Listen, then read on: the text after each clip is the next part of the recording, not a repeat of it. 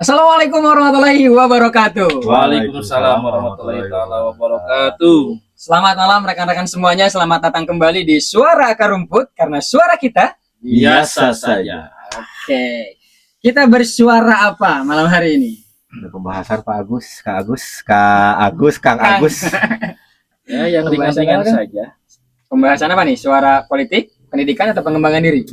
Kita ke pendidikan tuh. Siap. Ini langsung aja. Jangan lupa juga teman-teman, sorry ya, untuk dukungannya dengan mengklik tombol subscribe, komen, like, dan juga share sebanyak-banyaknya agar semakin banyak orang yang tersadarkan dan tidak lagi apatis. Oke. Pertanyaan pertama. Udah kayak mau kuis aja, ya Allah. Langsung. Gini Pak, saya kan pernah baca dan belajar tentang sejarah tentang pendidikan nih, tidak lepas dari murid dan guru. Ya. Nah, mungkin subbab kali ini kita khususkan membahas tentang gurunya. Aduh, Nah, berat. Yuk. Nah, ada narasi gini. Dulu zaman penjajahan Jepang, istilah Romusa itu disebut sebagai pahlawan ekonomi. Oke. Terus juga orang-orang yang menjadi TKW disebut sebagai pahlawan devisa. Ya. Guru disebut pahlawan tanpa tanda jasa. Yang ingin saya garis bawahi adalah setiap ada orang-orang yang ditekan dengan kesulitan selalu disebut pahlawan agar mereka dinina bobokan dengan gelar tersebut. Akhirnya tidak berontak dan saya pahlawan nih. Nah, gitu. Tapi menariknya katanya sekarang pengabdian atau mengabdi itu sudah tidak relevan lagi bagi guru. Nah, itu gimana kira-kira pendapat dari akang-akang semua? Darion dulu. Aduh.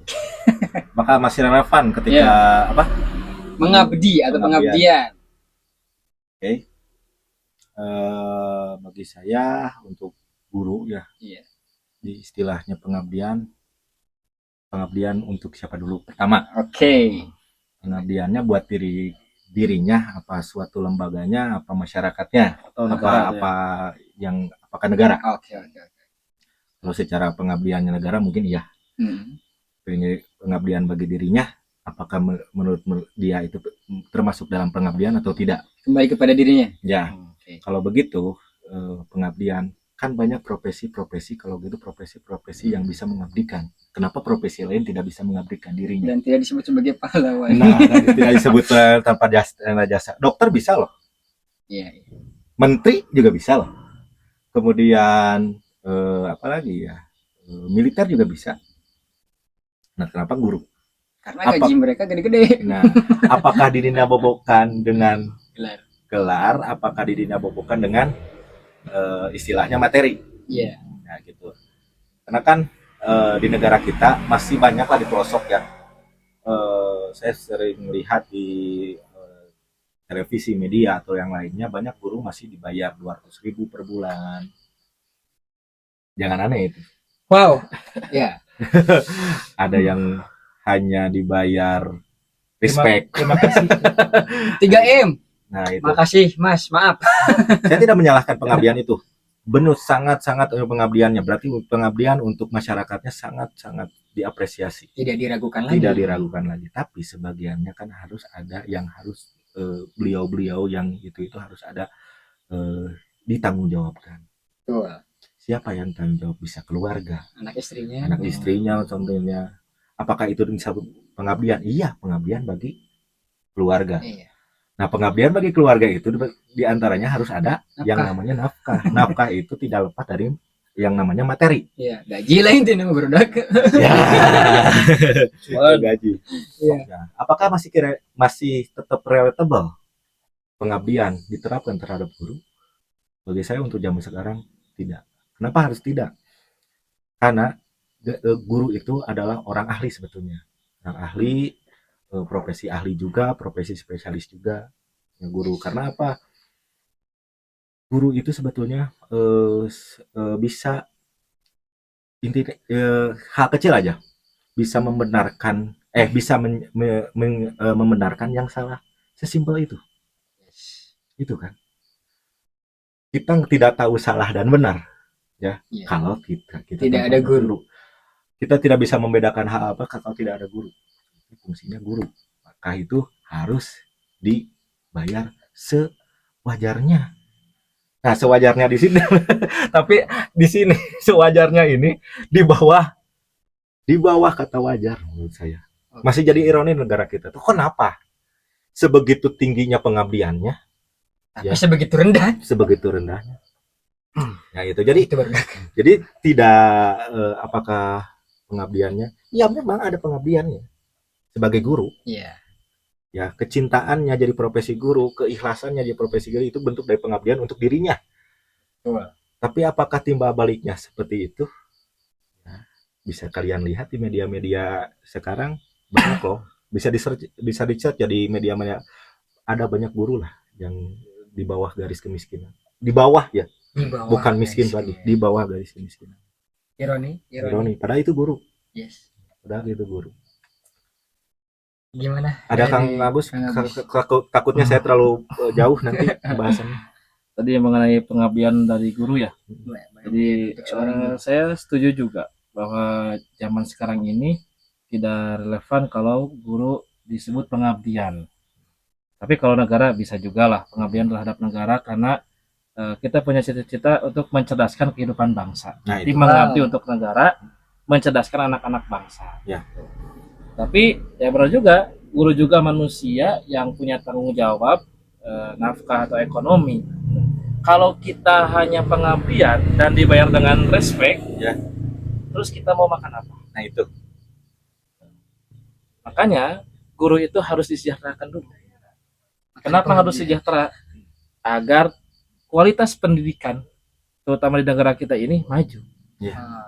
Karena salah satu aspek dari majunya pendidikan adalah guru yang sejahtera. Nah, itu. Kebanyakan kan di kita guru-guru itu kalau yang gajinya kecil ya, Hmm. yang gajinya mungkin di bawah UMR, sangat-sangat di bawah. Hmm.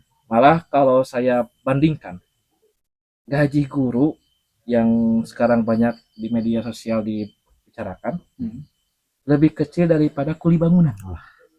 Tapi bukan berarti mendiskreditkan. Bukan. Ya, Bukan. Sedangkan kan guru ini membangun bangsa juga, membangun anak-anak bangsa yang kedepannya menjadi Teladan. jadi teladan juga. Pemegang estafet berikutnya. Iya. Berikutnya. Nah, makanya ya ironi juga ketika melihat guru yang gajinya sangat-sangat kecil. Makanya jangan aneh juga kalau ada fenomena guru nyambi ini sambil jualan gitu.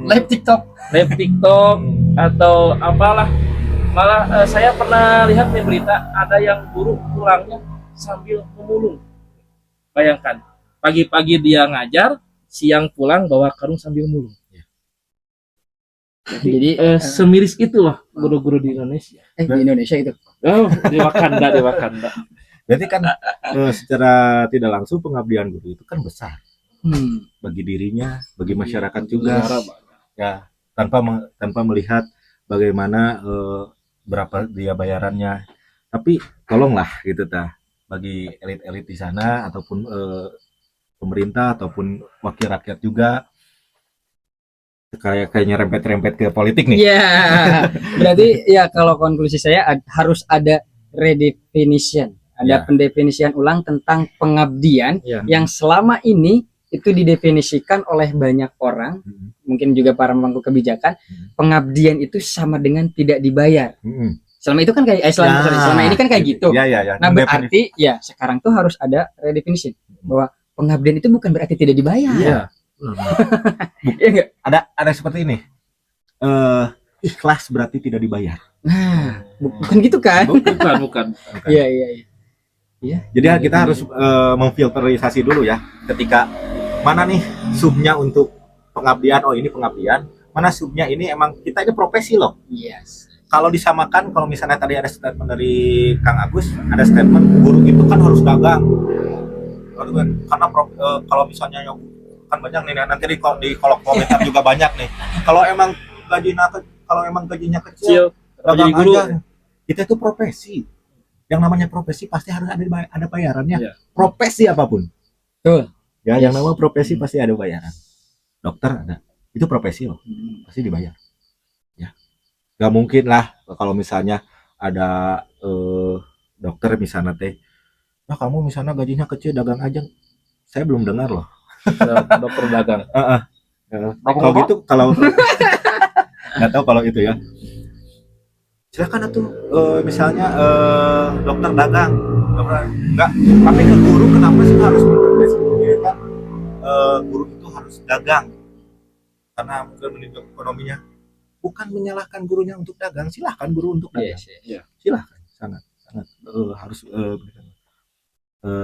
tapi di sini ini kita bahasnya profesinya. Iya. Kita bahas profesinya. Setiap profesi Iya. apapun itu harus dibayar. Iya. Karena kita juga kan seperti yang tadi saya mendengar tadi, guru itu bisa mengajar kita. Dulu kan kita diajar oleh guru, Iya. bisa membedakan yang Mana yang salah benar dan yang salah. dan yang benar. Iya.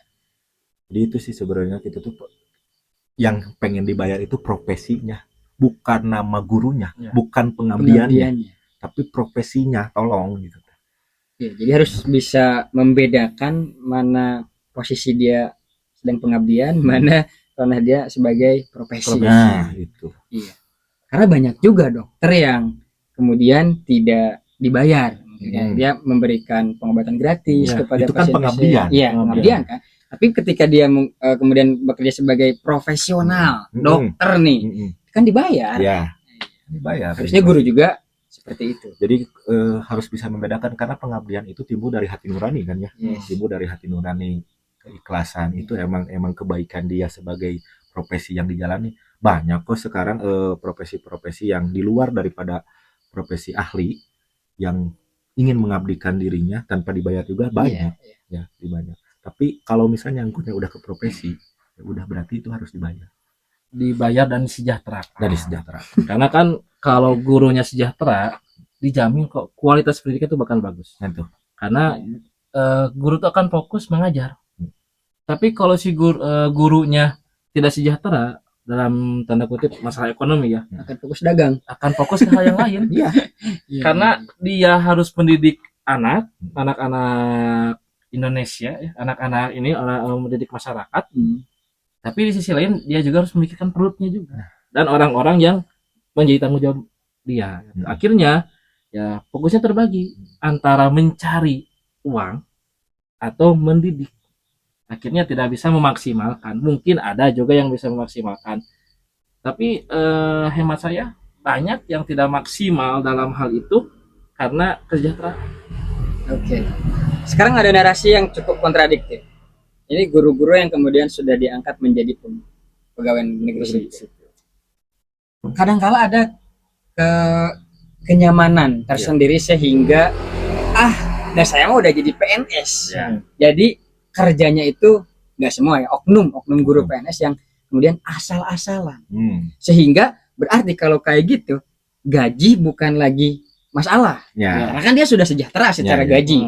Berarti kira-kira apa yang salah dari guru-guru yang kemudian tidak totalitas padahal dia sudah dibayar oleh negara dengan sejahtera tapi masih tidak menunjukkan totalitasnya untuk mengajar anak secara maksimal? Berarti permasalahannya di mana deh? Kalau menurut saya itu permasalahannya sistem sih.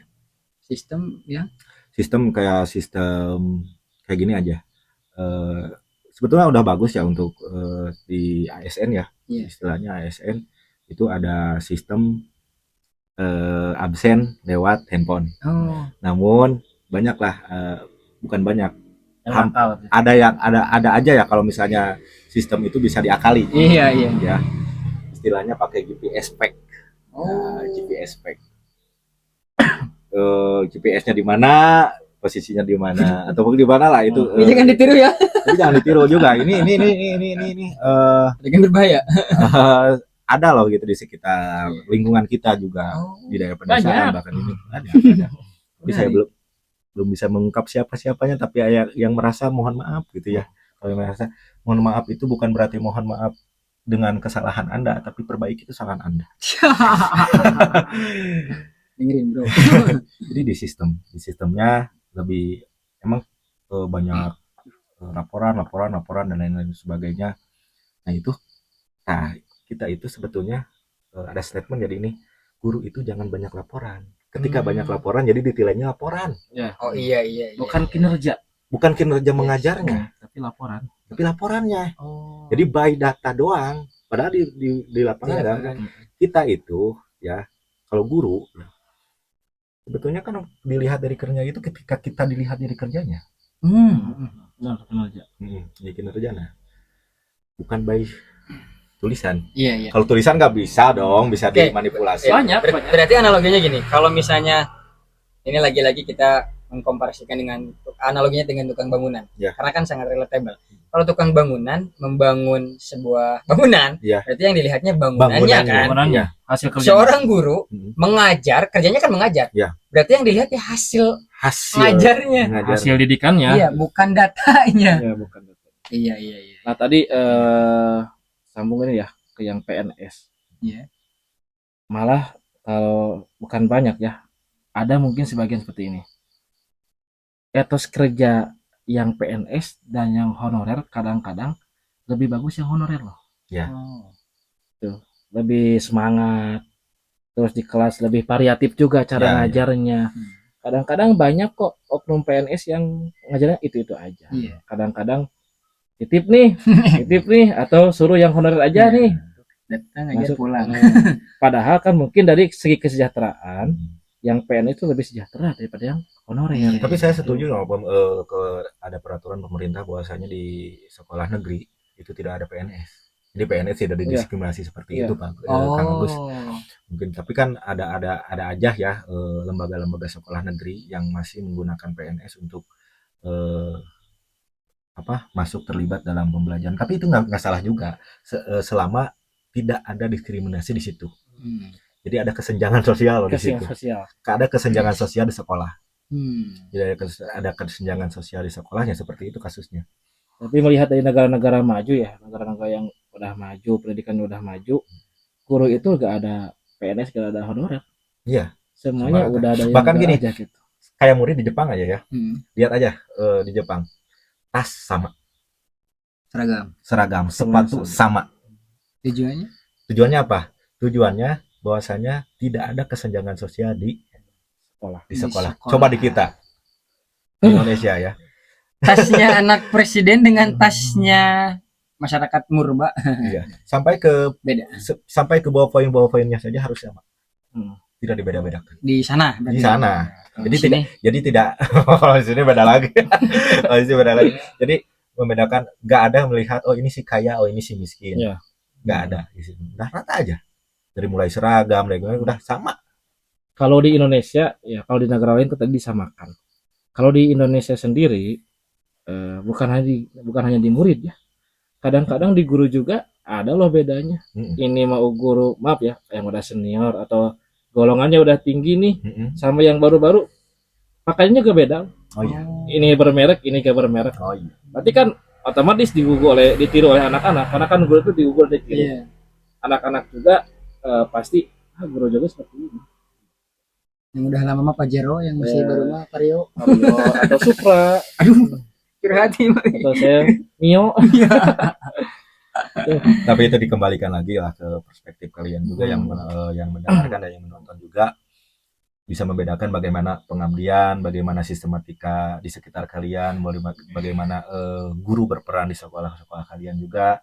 Kalian bisa membedakan mana guru yang emang datang dengan pengabdian yang sesuai dengan profesinya, mana guru dan dengan hanya melihat saja kinerjanya. Saya tuh sering miris ketika melihat guru gajinya mau tapi melaksanakan tugas tidak mau. Ya, berarti kan kayak statement yang tadi. Iya. Baik lagi ke kinerja, ada apa di ya, berarti kan kalau misalnya saya kan di sistem. Perbaiki dulu sistem ya menurut saya. Ya. Karena kan di kita sistem pendidikannya mungkin belum sempurna. Ya orang tiap ganti menteri ganti. Ya. Karena kan 11 kali ganti kurikulum kita, jadi sudah banyak menggantikan sistem-sistem, apalagi guru sekarang itu dibebani dengan banyak aplikasi, banyak dokumen-dokumen yang harus dikumpulkan. Kapan mereka waktu mengajarnya? Ya. Kalau harus terus fokus ke ini, disibukkan dengan karena penilaiannya di situ. Ya. Yang tadi lagi balik lagi. By data, bukan hasil kerja mereka anak-anak yang diajarnya bukan. Kalau menurut saya ya, sistemnya nih, kalau menurut saya nih, taruhlah kepala sekolah itu dari dinas-dinas yang emang bisa mengatur, kayak sekolah swasta adalah keterlibatan dinas, eh, keterlibatan dinas. Kalau itu menganutnya kurikulum negara ya, Iya. keterlibatan dinas agar apa? Agar penilaian kinerja itu langsung dia yang menilainya untuk laporannya. Oh iya. Kalau kan di sekolah kan ada namanya supervisi pendidikan ya, supervisi guru-guru. Jadi itu sangat penting untuk menilai kinerja guru. Jadi kan kalau by data ya udah upload. Kalau foto bisa dinakali juga. Dan ironinya ini tuh by kayak sistematika by data itu ini bukan mengakar di tingkat atas juga gitu. Wow. Seperti itu. Ya. Mau itu pengawasnya, mau itu jadi laporan. Ya, karena yang di bawah pasti mengikuti yang atas juga. Dan yang atas mengajari yang bawah seperti itu. Iya. Harus data. Padahal kita itu profesi guru untuk mengajar, fokus ke anak-anak. Bukan data analis. Iya. ya seperti tadi yang dibahas, yang ditanyakan, kenapa sih jarang ada guru yang masuk ke kelas? Karena mungkin saya tidak menyalahkan gurunya nakal, mungkin dia sedang mengerjakan tugas itu. Oh iya. Bisa jadi. Bisa jadi. Atau mungkin hal yang lain. Nah, kembali lagi nih kesejahteraan guru ya. Tadi ada hal yang saya ingin sampaikan. Mengenai kesejahteraan guru di negara kita tercinta. Kan ada kesenjangan sosial antara guru yang sudah diangkat menjadi pegawai negeri sipil atau yang belum. Dalam segi gaji pun pasti jauh berbeda. Yes. Jadi otomatis yang sejahtera ya mungkin PNS harus sudah sejahtera nih. Berarti tingkat mengajarnya harus lebih bagus. Yang honorer mungkin dikatakan belum sejahtera karena dari segi gaji ya segitu-gitu aja. Masih kan apalagi di perkampungan, di pedesaan ya banyak gaji guru tuh masih di bawah tadi 200.000, 100.000 atau dibayar respect gitu ya. Banyak seperti itu. Padahal berkaca dari negara yang sudah maju, Finlandia itu gaji guru itu kalau nggak salah 60 juta per bulan. Ya. 60 juta per bulan. Gede banget. Makanya mereka emang semangat nih ngajar karena kita dibiayai oleh negara, kita difasilitasi negara, kita disejahterakan oleh negara, maka ya akan sungguh-sungguh juga ngajarnya. Dan tidak disibukkan oleh data. Karena ya mereka fokusnya kemudian ngajar. Jangan dibalikan juga, ketika pengabdian bagus, kinerja bagus karena ada ininya bagus. Oh iya. Emang seperti imbang seperti itu. Bukan karena kita bukan masalah materinya. Oh ini materinya bagus, berarti pengabdiannya kinerjanya harus bagus juga. Enggak juga. Berarti pengabdiannya harus bagus, ininya juga harus bagus. Materinya harus bagus. Ada aksi dan reaksi lah. Ya. Iya. Sehat-sehat lah guru-guru di Indonesia. Mudah-mudahan sejahtera semua. Yang belum sejahtera ya mudah-mudahan secepatnya disejahterakan juga. Amin, data cukup ku amin. Angger kudu dibayar itu gaji. Ikhlas. Benar. Harus lebih ikhlas mungkin. Ya mungkin kalau kita lebih ikhlas, kalau jadi guru lebih ikhlas, rezeki itu tidak melulu dari satu lubang, bisa dari lubang yang lain. Lubang apa tuh kan? Lubang rezeki maksudnya. Makanya kalau kualitas pendidikan di Indonesia ingin bagus, salah satunya sejahterakan dulu guru. Nah, perlu kita ketahui bahwa ranking pendidikan Indonesia ini menurut World Population Review di dunia ini 67. Kalau di Asia keempat, kalah sama Vietnam. Vietnam dulu tuh di bawah kita dulu, tapi sekarang lebih tinggi. Karena apa? Salah satunya mereka mensejahterakan guru terlebih dahulu. Terus ada namanya kompetensi untuk guru. Jadi guru-guru ini ada penilaian langsung dari pemerintah lewat dinas-dinas pendidikannya. Yang bagus kinerjanya nanti di tiap tahun diumumkan dan diberikan. Oh iya. Kayak award lagi ya. Ada kalau film ada Oscar-nya. Iya. Nah, dia tuh punya privilege bisa sama-sama nanti merumuskan kebijakan pendidikan. Gajinya ditingkatkan juga. Terus dia bisa jadi mentor buat orang lain. Malah di Vietnam itu guru-guru sama-sama berkompetisi agar secara sehat juga kan. Sehat. Malah ada satu guru dia tuh sudah kalau nggak salah 4 kali menang. Ditanya oleh beberapa pihak bagaimana cara dia mengajar, dia tidak membocorkan. Itu dapur. saking pemerintah menghargai itu. Nah, coba kalau di negara kita seperti itu, ya mungkin guru-guru juga akan terpacu lebih baik lagi. Karena banyak Barangkali Ya mudah-mudahan Bisa kualitas jadi. dari pendidikan kita lebih baik lagi. amin amin, Ke amin, guru ya juga Allah. bisa dengan pengabdiannya lebih, ya tingkatkan lagi pengabdiannya. Mudah-mudahan kinerja dan profesi untuk materi juga ada dan sekali lagi anggaran pendidikan bisa digunakan dengan baik. dan Karena bisa. kita 20% dari APBN mah besar. Tapi kemana? Itu mah jawabannya hanya mereka-mereka yang tahu. Jadi kesannya buat para guru di Indonesia barangkali bisa disampaikan di video spesial ini. Spesial lagi. Kalau dari saya mungkin kuat-kuat aja lah, udah segitu. Silakan yang lain. Kalau guru dicap sebagai pahlawan tanpa tanda jasa, guru itu punya jasa yang besar ya buat negara. Mungkin salah satunya Jepang pas dibom Hiroshima dan Nagasaki, yang dicari siapa? Guru dulu. Gak akan ada presiden kalau gak ada guru. Berarti ya, pesan dari saya kepada pemangku kebijakan dan kepentingan yang di atas-atas sana, tolong sejahterakan guru-guru yang memang mengabdikan dirinya untuk negara Indonesia, yang mengabdikan dirinya untuk masyarakat, tapi di sana bukan hanya pengabdian, mereka juga perlu makan. Terakhir. Karena ada keluarga-keluarga guru yang harus disejahterakan juga. Ya, tidak bisa diberi makan dengan pengabdian. Seperti itu. Gimana dari Kang Dian? Silakan.